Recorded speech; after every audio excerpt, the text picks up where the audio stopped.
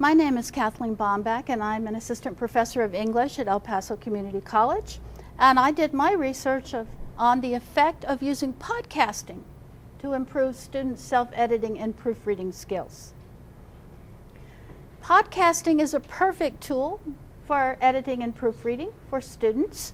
Our task in teaching English composition at the college level is to teach our students academic discourse and how to write in academic discourse, using the writings they do and developing them into the kind of papers that meet the expectations for all of their college classes. I decided that podcasting had some real advantages. We typically have students read aloud to each other, to a small group, even to the whole class, because when students hear their own errors, they're able to fix those errors. Without knowing why the error occurred or what the exact error is, they pick up on it because we're better speakers than we are writers. And by adding the podcasting technology, it would allow students to perform their own work, but in a discrete setting, and use their abilities to use their reading and writing skills to, use their speaking and listening skills to improve the quality of their writing. It's a cognitive approach. Our listening and speaking skills are our most developed language skills. We lag in reading and writing.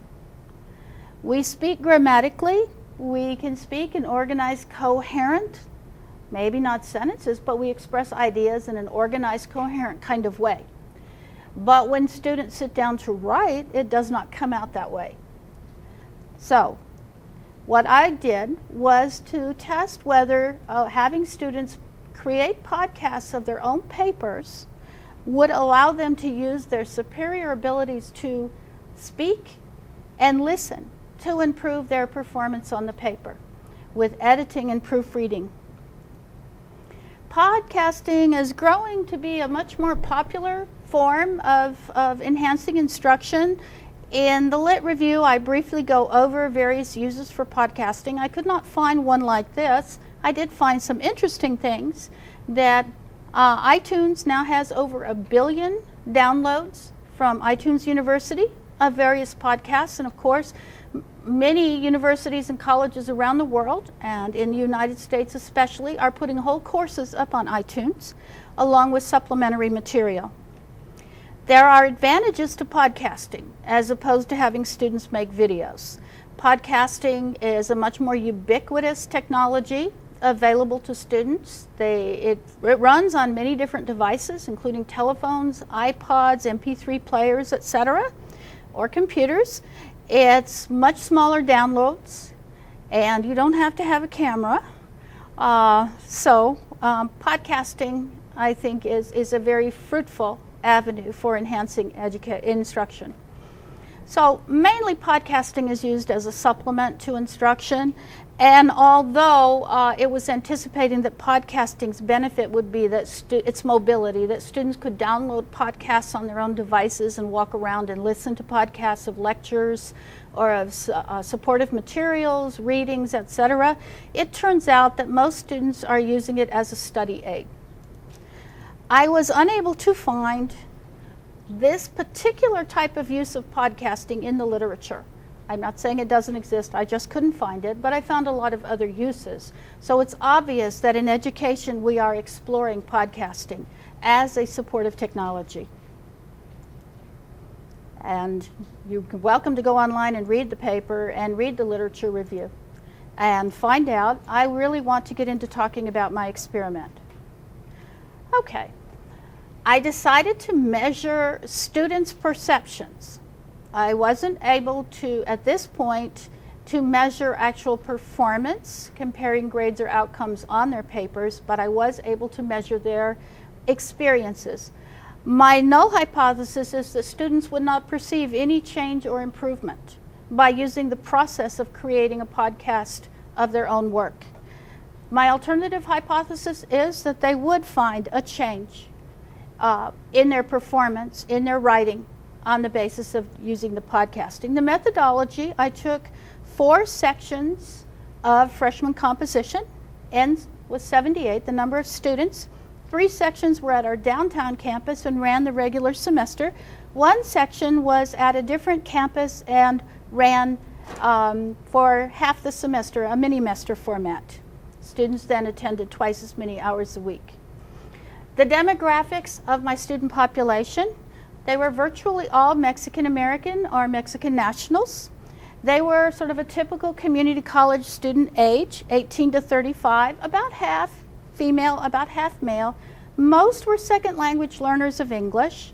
Their exposure to English varied from 20 or more years of English to some students who had 2 to 3 years of English.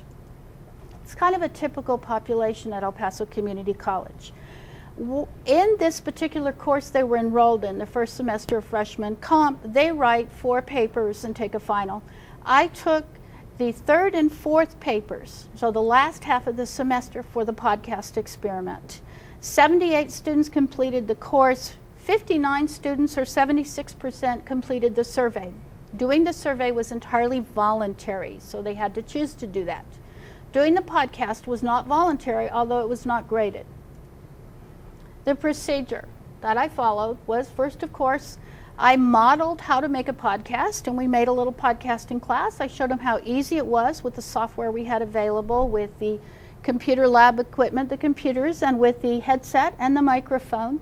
And they all made sample, just experiments, testing, and were successful in making quick podcasts.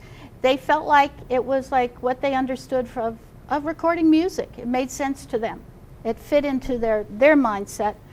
The procedure was to have them read their own paper into the microphone, the headset, and record their own podcast. During that time, they had a print copy of their paper draft in front of them. They had a pen or pencil. They were instructed to mark any errors they found, any ideas they might want to explore further, any editing questions, or is it making sense? I mean, they were given broad instructions as to what to do with it.